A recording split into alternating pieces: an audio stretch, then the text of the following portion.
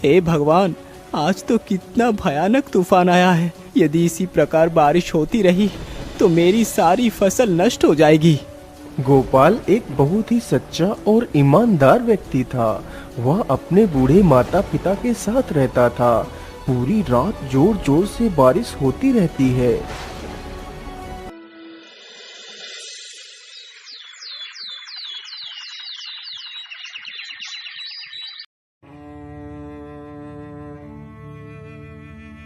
पिताजी, मैं जरा खेतों की तरफ जा रहा हूँ। मैं अभी जल्द ही वापस आ जाऊंगा। इतना कहकर गोपाल वहां से निकल पड़ता है।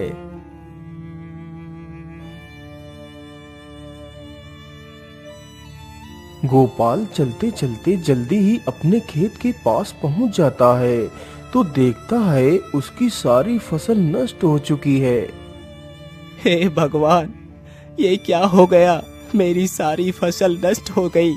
अब मैं क्या करूंगा? अनाज कहाँ से लाऊंगा और अपने बूढ़े माता पिता को क्या खिलाऊंगा?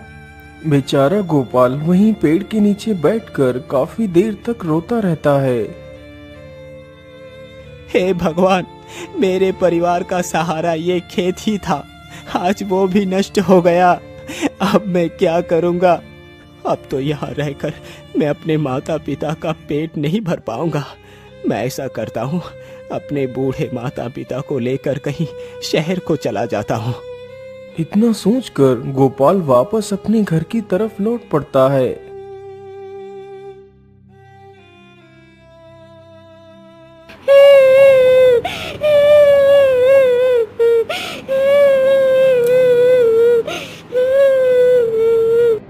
अरे, ये आवाज किसकी है?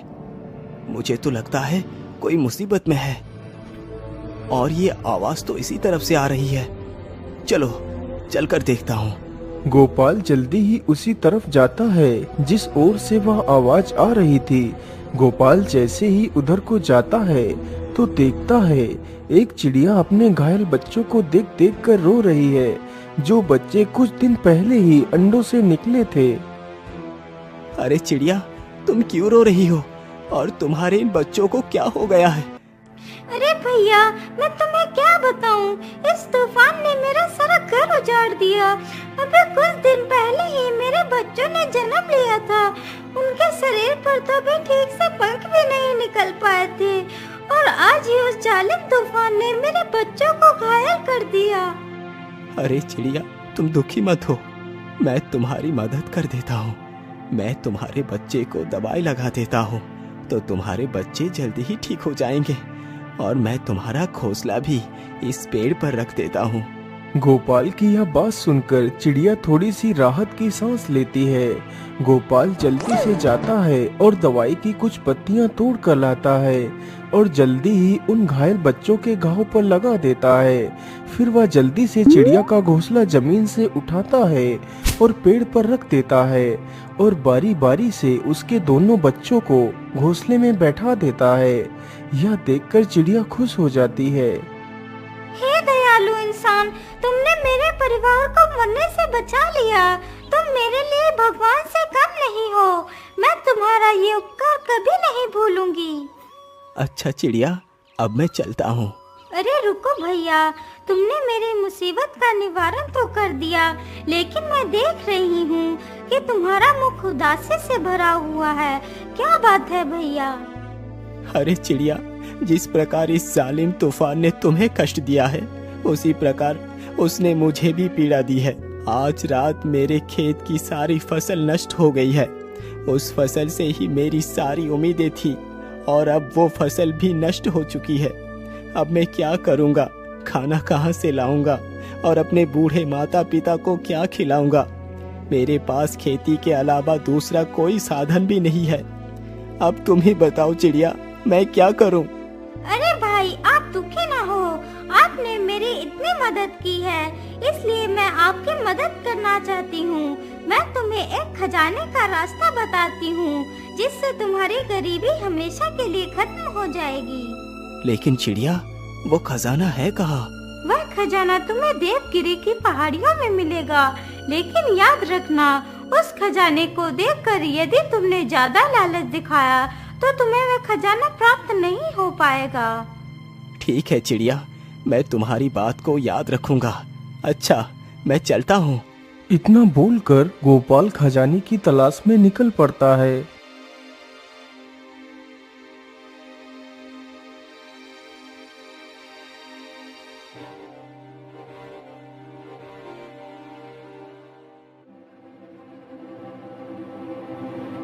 गोपाल चलते चलते काफी ज्यादा थक गया था और उसे बहुत जोर की भूख भी लगी थी। अरे राम राम राम, मैं तो चलते चलते कितना ज्यादा थक गया हूँ। मुझे तो बहुत जोर की भूख भी लगी है, लेकिन आसपास तो कुछ खाने के लिए है ही नहीं। मैं ऐसा करता हूँ, यही आसपास ही कुछ खाने को ढूंढता हूँ। हो सकता है कि कुछ खाने को मिल जाए। इतना सोचकर गोपाल खाना ढूंढने लगता है। काफी देर तक इधर उधर भटकने के बाद उसे एक बड़ा सा पेड़ दिखाई देता है जिसमें ढेर सारे आम लगे हुए थे। अरे, इस पेड़ में तो कितने सारे आम लगे हुए हैं। मैं जल्दी से कुछ आम तोड़ लेता हूँ।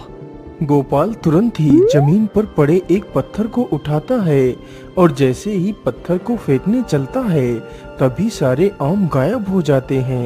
यह देखकर गोपाल आश्चर्य में पड़ जाता है। अरे, ये क्या हुआ? अचानक से वो सारे आम कहाँ गायब हो गए? पुत्र, तुम इस पेड़ के आम ऐसे नहीं खा पाओगे। अरे, ये किसकी आवाज है? आसपास तो कोई भी नहीं दिखाई दे रहा।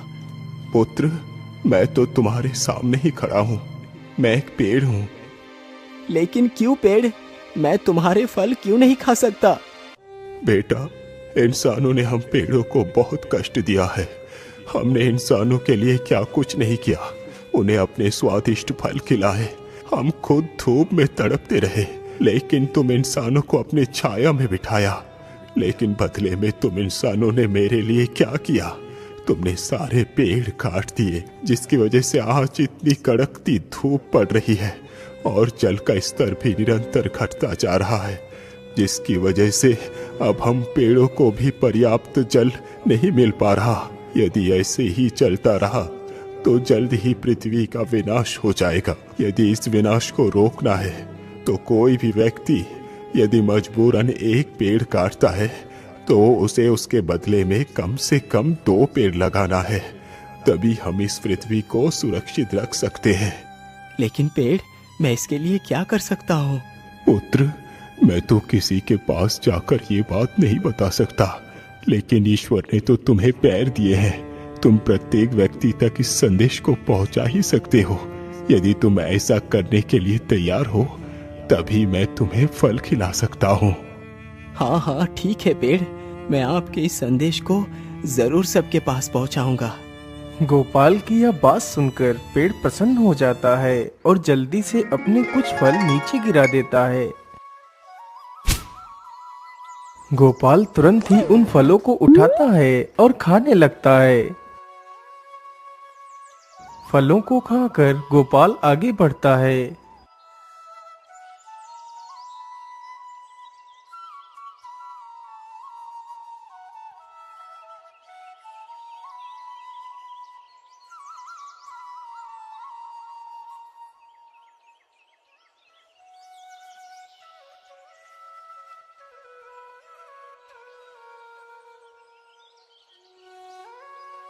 अरे बाप रे बाप, कितनी जोर की धूप पड़ रही है। इस धूप में तो चलना कितना मुश्किल हो रहा है और मुझे प्यास भी लगी है। लेकिन नदी तो पास में ही है, चलो थोड़ा सा पानी ही पी लेता हूँ। फिर गोपाल नदी में पानी पीता है। आहा, पानी पीकर तो सारी थकान जैसे दूर हो जाती है। अरे, ये क्या? पानी के भीतर ये क्या है जो इतना चमक रहा है? गोपाल तुरंत ही पानी के भीतर अपना हाथ डालता है और उस चमकती हुई वस्तु को बाहर निकालता है। अरे, ये तो सोना है। लेकिन इस नदी के भीतर ये सोना आया कहाँ से? वह नदी उन्हीं देवगिरी पहाड़ियों से होकर गुजरती थी, जिसकी वजह से कभी कभी उस नदी में सोना बहकर आ जाता था। तो इसका मतलब ये नदी देवगिरी पहाड़ियों से होकर आती है। चलो मैं जल्दी से गुफा के पास चलता हूँ।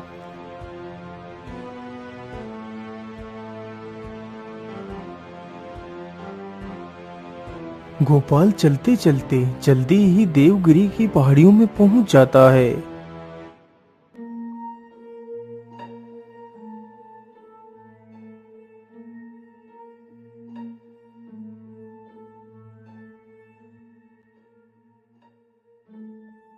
मैं इस गुफा के भीतर तो आ गया, लेकिन खजाने का तो कोई पता ही नहीं है कि वो कहां पर है।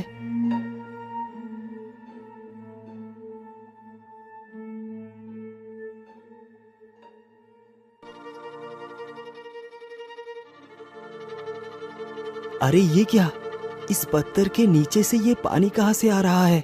कहीं इस पत्थर के पीछे ही तो वो खजाना नहीं छुपा है। चलो इस पत्थर को ही हटाकर देखता हूँ। गोपाल जैसे ही उस पत्थर को छूता है तभी वह पत्थर अपने आप ही दूर खिसक जाता है। अरे ये क्या, ये पत्थर तो मेरे छूते ही दूर हो गया। गोपाल जल्दी से उस दरवाजे के अंदर चला जाता है तो देखता है गुफा के अंदर हर तरफ सोना ही सोना पड़ा हुआ था।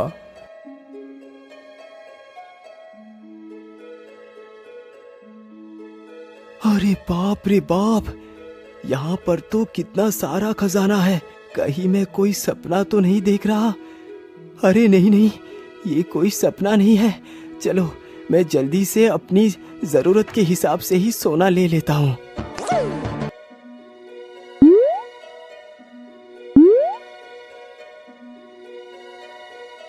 गोपाल जल्दी से एक पोटली भरकर सोना ले लेता है।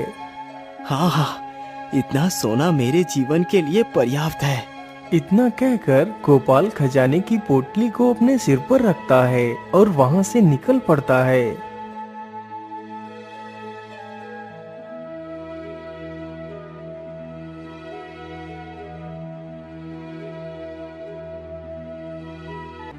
रुक जाओ, कौन हो तुम?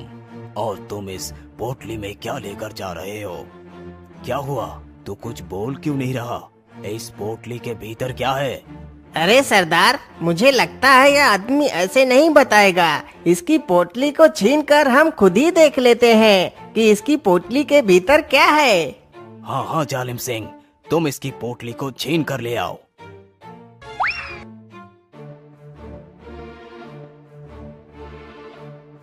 अरे लाला, जल्दी से मुझे यह पोटली दे दे। बेचारा गोपाल डर जाता है और उस पोटली को उस डाकू को दे देता है।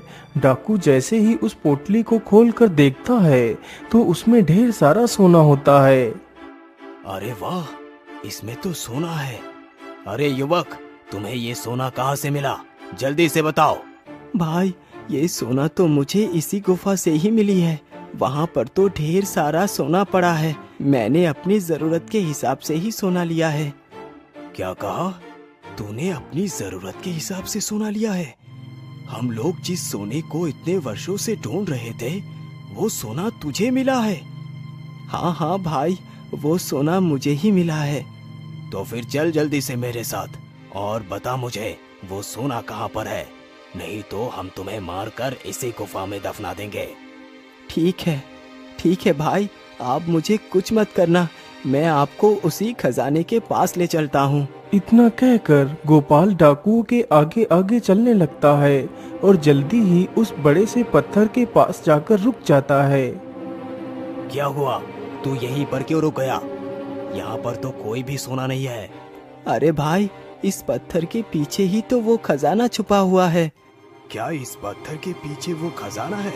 लेकिन इस पत्थर के पीछे तू गया कैसे? भैया, मैं इस पत्थर को हटाकर इसके अंदर गया था। अरे दोस्त, तू मुझे मूर्ख बना रहा है कि तूने अकेले ही इस पत्थर को हटा दिया, जबकि हम सारे लोग मिलकर भी इस पत्थर को तिल भर भी नहीं हिला सके, और तूने इस पत्थर को अकेले ही हटा दिया। नहीं भाई, मैं झूठ नहीं बोल रहा। मैंने सचमुच इस पत्थर को हटाया था और इसके अंदर गया था। यदि ऐसी बात है तो फिर तू मेरे सामने ही इस पत्थर को हटा, जरा मैं भी तो देखूं कि तूने अकेले ही इस पत्थर को कैसे हटा दिया। ठीक है भाई, मैं अभी इस पत्थर को हटाता हूँ। इतना कहकर गोपाल जैसे ही उस पत्थर को छूता है तो वह पत्थर फिर से अपने आप ही दूर खिसक जाता है। पत्थर के दूर खिसकते ही गुफा का सारा खजाना साफ साफ दिखाई देने लगता है। खजाना देखकर तो तीनों डाकू पागल ही हो जाते हैं। वह अपने हाथ में पकड़ी हुई उस सोने की पोटली को वहीं पर छोड़ देते हैं और उस ढेर सारे खजाने की तरफ भागते हैं और गुफा के भीतर घुस जाते हैं।